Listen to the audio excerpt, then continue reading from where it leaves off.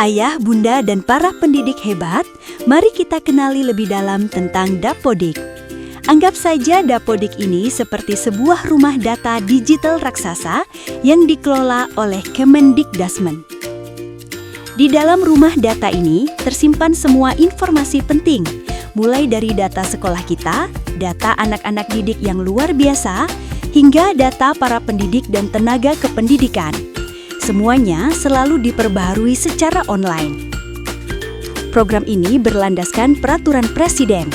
Pengembangan anak usia dini holistik integratif memastikan seluruh kebutuhan esensial anak terpenuhi secara menyeluruh, mulai dari kesehatan dan gizi, pendidikan, moral emosional, hingga pola asuh yang mendukung.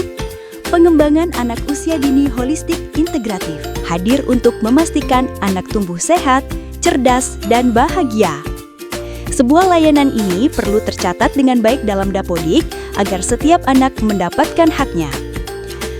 Kelas orang tua menjadi wahana berbagi informasi tentang kebutuhan esensial anak. Pemantauan pertumbuhan dilakukan secara berkala untuk memastikan anak sehat dan terhindar dari stunting. Perkembangan anak juga dipantau agar sesuai dengan tahapan usianya. PAUD berkoordinasi dengan unit layanan lain seperti puskesmas untuk pemenuhan gizi dan kesehatan. Pembiasaan perilaku hidup bersih dan sehat diajarkan sejak dini. Pemberian makanan tambahan dilakukan untuk mendukung kebutuhan gizi anak.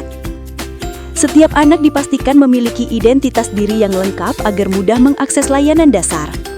Fasilitas sanitasi dan air bersih menjadi bagian penting dari layanan PAUD yang sehat dan ramah anak. Sebelum mengisi data pada sistem Dapodik, pastikan seluruh data yang akan dimasukkan sudah terbaru, lengkap, dan tervalidasi. Langkah ini sangat penting agar tidak terjadi kesalahan saat proses sinkronisasi dan memastikan seluruh informasi yang tersimpan di Dapodik sesuai dengan kondisi terkini di satuan PAUD Anda. Pada langkah pertama, masukkan username berupa alamat email dan password sesuai akun Dapodik sekolah. Pastikan pemilihan semester sudah benar. Misalnya, tahun ajaran 2025/2026 semester Gasal. Klik tombol masuk. Kemudian, pilih peran sebagai operator sekolah. Indikator 1. Di halaman beranda, klik menu sekolah, lalu pilih tab data rinci PAUD, penginputan indikator PAUD HI di Dapodik pada pelaksanaan kelas orang tua. Terdapat beberapa bentuk penyelenggaraan kelas orang tua yang menjadi indikator, yaitu 1. Kelompok pertemuan orang tua atau KPO. 2. Keterlibatan orang tua di kelas atau kelompok. 3. Keterlibatan orang tua dalam kegiatan bersama. 4. Hari konsultasi. 5. Kunjungan rumah. Jika salah satu kegiatan tersebut dilakukan di satuan PAUD, centang kolom ada untuk indikator pelaksanaan kelas orang tua. Pada langkah selanjutnya, yaitu indikator 2, untuk mengisi jadwal pemantauan pertumbuhan, klik menu peserta didik. Lalu, isi data pengukuran mulai dari tinggi badan, berat badan, hingga lingkar kepala setiap anak. Setelah semua data terisi, kembali ke menu sekolah, kemudian pilih tab data rinci PAUD. Selanjutnya, isi bagian jadwal pemantauan pertumbuhan sesuai dengan kondisi yang berlaku di satuan PAUD Anda. Pada indikator 3, masih melalui menu sekolah, pada tab data rinci PAUD, isi bagian jadwal pemantauan perkembangan anak sesuai dengan kondisi yang ada di satuan PAUD Anda.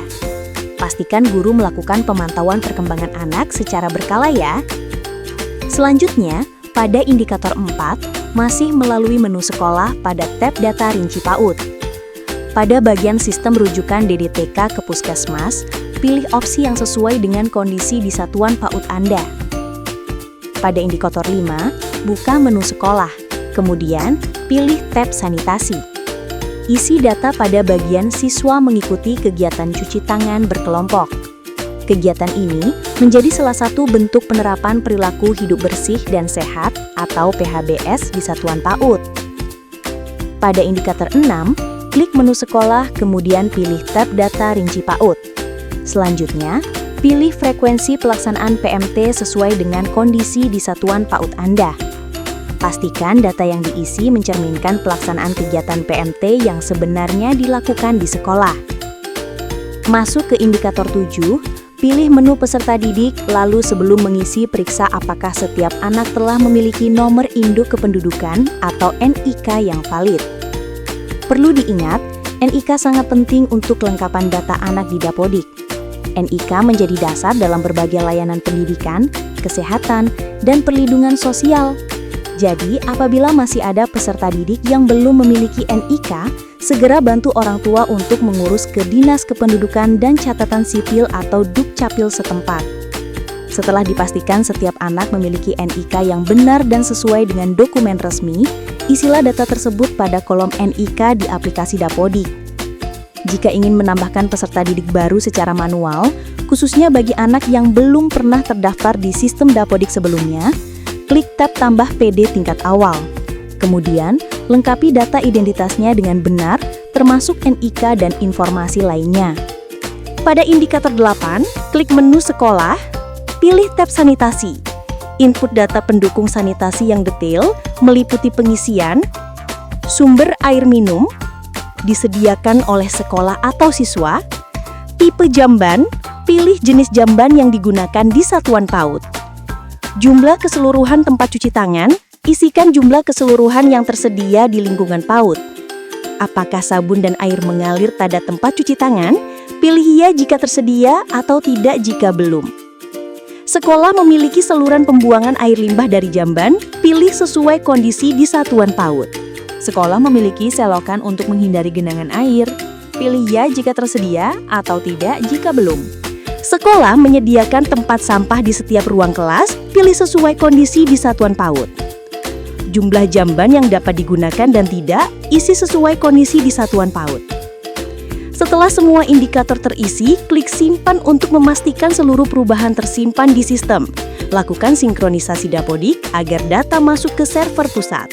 Ayo, bersama kita mutakhirkan data 8 indikator PAUD holistik integratif di Dapodik, agar setiap anak mendapatkan layanan terbaik.